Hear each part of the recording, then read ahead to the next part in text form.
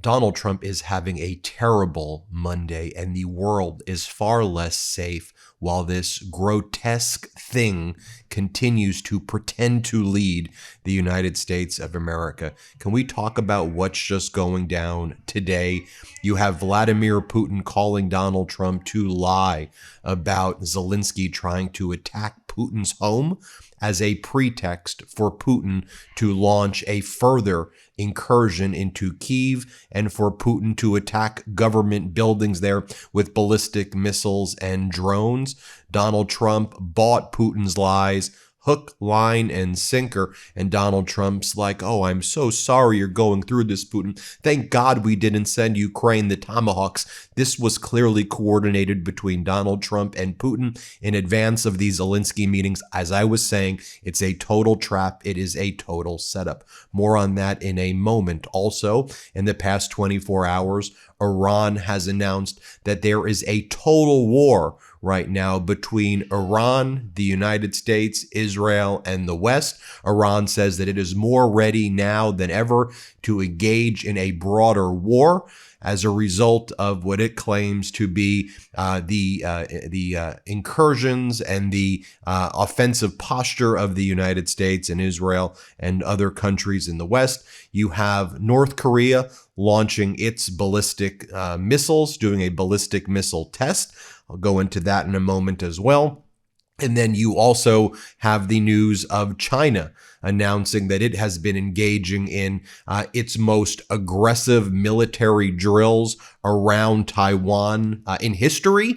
And now Taiwan has activated all of its emergency measures, anticipating, and being ready in the event China actually invades soon. So all of that's happening in the past 24 hours. Let's get into it in a little more detail. And then you've got Donald Trump's last post 23 hours ago, or yet basically a day ago. And it is a photo of a nuclear bomb going off in Manhattan with a nuclear cloud rising. And Trump's message says that Democrats want to replace you with uneducated Mexicans who would be easier to enslave. People who vote for Democrats are dumb and suicidal, with a nuclear bomb going off in Manhattan. That was Donald Trump's last post. Let's take this meticulously now so you have a full update on what's going on. You know the corporate news is not covering a lot of this, but this is the closest the world has been to a world war since the beginning of World War I and World War II. It is that level right now of global insecurity caused by Donald Trump. Okay, let's be very clear. Caroline Leavitt, Donald Trump's chief propagandist, posted this moments ago. President Trump has concluded a positive call with Putin concerning Ukraine. This is Trump's third call with Putin in the past 24 hours. Before Donald Trump met with Zelensky on Sunday, he spoke with Putin first in the morning, and then he spoke with Putin again. He's spoken to Putin by his own admission for several hours. He said 2.5 hours was one of the call, probably 4 to 5 hours in total on the phone with Putin on Sunday and today, if you combine the calls together. I mean, he's literally getting marching orders right now from Putin. Do we get what's going on? And here's what's being reported. Trump has been informed by Putin on a, quote, Ukrainian attack on Putin's residence. And then Putin reported through the Russian propaganda mail service that Donald Trump was shocked and outraged by this news. And according to Putin, Trump said that thank God we did not give tomahawks to Ukraine. This is being reported directly from Russia's propaganda service.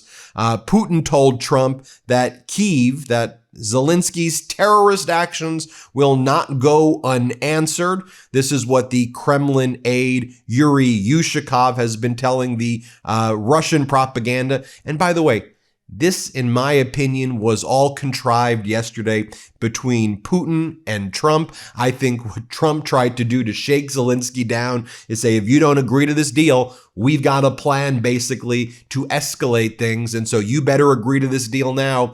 And when Zelensky would not agree to give up eastern Ukraine, that plan is being implemented right now, where Putin claims a fake attack on his residence as a pretext to launch ballistic missiles and drone strikes on Kyiv, government buildings, and to try to assassinate Zelensky. I believe that's what's going on. I mean, just look at all of the evidence that's before your eyes. So earlier this morning, you had Lavrov and other Russians saying that Putin's residence was being attacked by Ukraine. Again, this is totally false. Zelensky, by the way, denies all of this and says this is just pretext. Russia immediately goes, Russia's negotiating position will be reviewed, taking into account Kyiv regime's final shift to a policy of state terrorism. They're saying, oh, they're terrorists.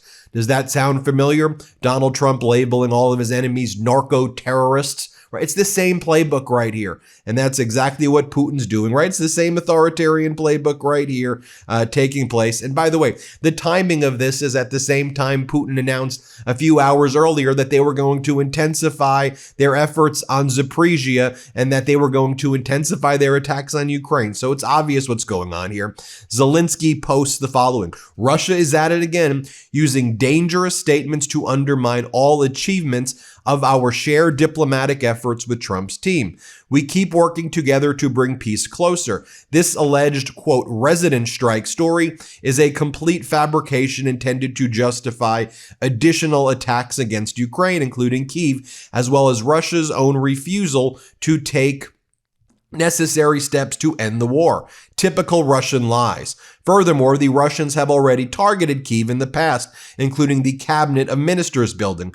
Ukraine does not take steps that can undermine diplomacy. To the contrary, Russia always takes such steps. This is one of the many differences between us. It is critical that the world doesn't stay silent now. We cannot allow Russia to undermine the work on achieving a lasting peace. And by the way, before I go further, make sure you hit subscribe to our YouTube channel. We're on our way to 6 million subscribers. No BS, no propaganda, just the receipts, just the facts. And you can decide for yourself, but I'm bringing you out the receipts right here of everything that is going down. And remember, do you remember what Russia was saying yesterday and the day before about a proposal for a ceasefire? Doesn't this just give away the whole game here? And then remember Donald Trump at that disastrous press conference with Zelensky yesterday parroted it, right? The official Russia position from Yuri Yushakov is that any temporary ceasefire, be it the one proposed by the EU and Ukraine or any other ceasefire proposal,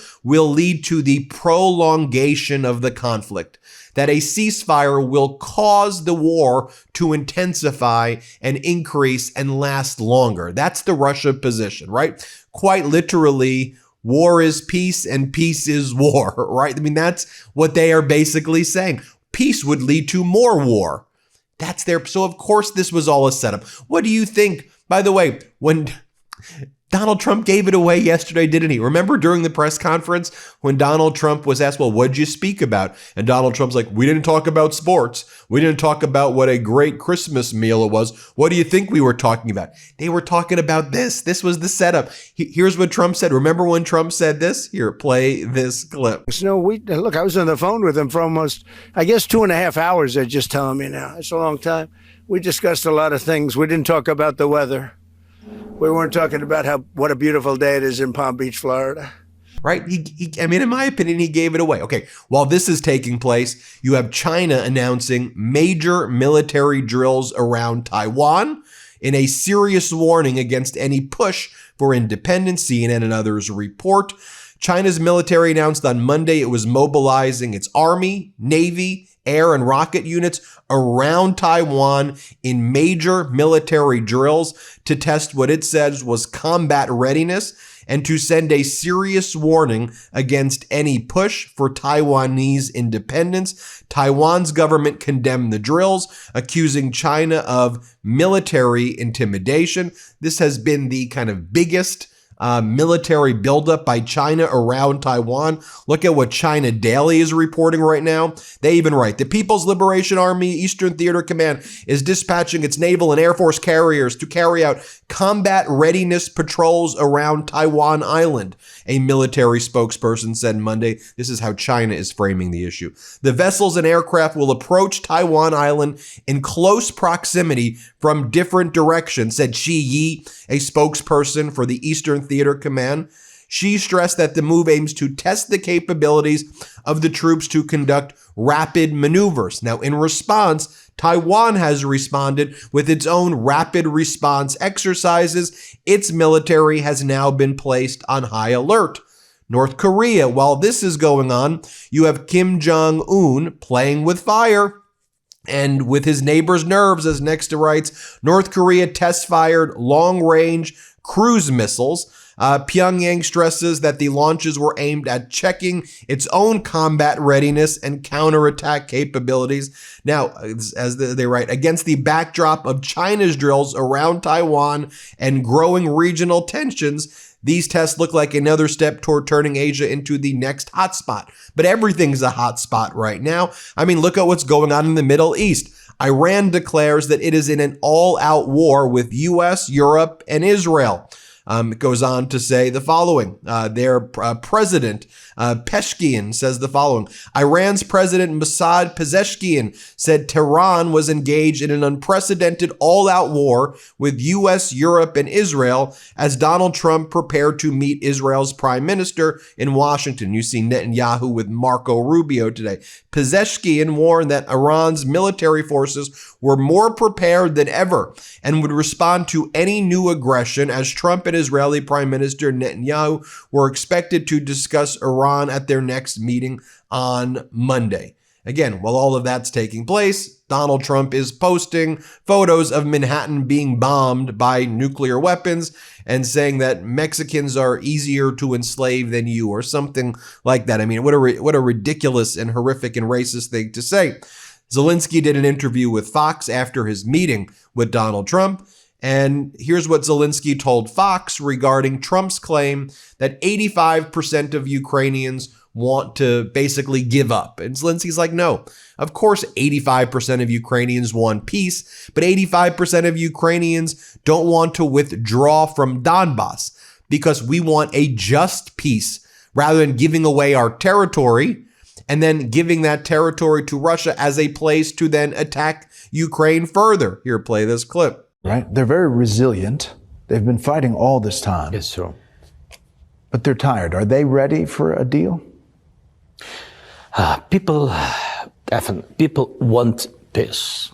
Today, President Trump said, I saw the polls that 85%, maybe 87, he said first, want peace, so they agree. I said, yeah, this is our life. 87% support peace. At the same time, 85% against to withdraw from East, from the Donbass. It's meant that everybody wants peace, but just peace. Zelensky is then asked, is there any indication that Putin wants peace by what he's saying? Watch Zelensky's answer. Is there any indication that you see that Vladimir Putin wants peace by what he's doing or saying? Me not, be honest. And I don't see it because, first of all, I don't hear it publicly. His messages, he doesn't speak about peace. Now he doesn't speak. He says that he can go further. It's not the signals of peace. And you'll recall what Zelensky's face looked like when Donald Trump was saying yesterday during that disastrous press conference that Putin actually wants to help Ukraine. Remember what Zelensky looked like? Play this clip. Who are you with? Andrea Shalal with Reuters. That's what I thought. Yeah. So in your conversation with President Putin, did you discuss what responsibility Russia will have for any kind of reconstruction of Ukraine post an agreement? I did. They're going to be helping. Russia's going to be helping. Russia wants to see Ukraine succeed. Once, it sounds a little strange, but I was explaining to the president, President Putin was very generous in his feeling toward Ukraine succeeding, including supplying energy, electricity, and other things at very low prices. And then finally, checking in on our economy here in the United States, Justin Wolfers, incredible economist over at the University of Michigan, who's been, I think, just pitch perfect nailing what's taking place. Here's what he had to say about the economy right now. Play this clip. Do you have a sense of why that vibe at the moment is not particularly positive? Is it because of those employment numbers, some of the more worrying statistics we've seen? Let me give a much simpler answer. Look around you, read a newspaper, watch TV. It's chaos over here. There's another question in the Consumer Confidence Survey that asks people about the degree of confidence that they have in how macroeconomic policy is being run.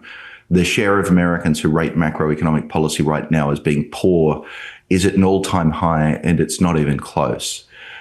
We have not only tariff chaos, but generalized uncertainty. We have the White House deciding one day that it wants to shut down all the wind farms.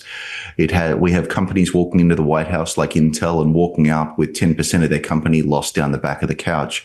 And we have a new, different, and utterly bizarre set of headlines every day. And those headlines really do make it very difficult for anyone over here to do business. Yeah. With all of this as backdrop too, go check out the video I did this morning about Donald Trump's deteriorating health, how now both his right and left hand are discolored. And it looks like he may be getting injections now in his left hand in addition to his right hand. Again, just giving you opinions here about what could be happening. And we did a deep dive into that. So check out the videos we did this morning as well. We'll keep you posted every step of the way. Hit subscribe. Let's get to 6 million. And thanks so much for watching. Want to stay plugged in? Become a subscriber to our Substack at MeidasPlus.com. You'll get daily recaps from Ron Filipkowski, ad-free episodes of our podcast, and more exclusive content only available at MeidasPlus.com.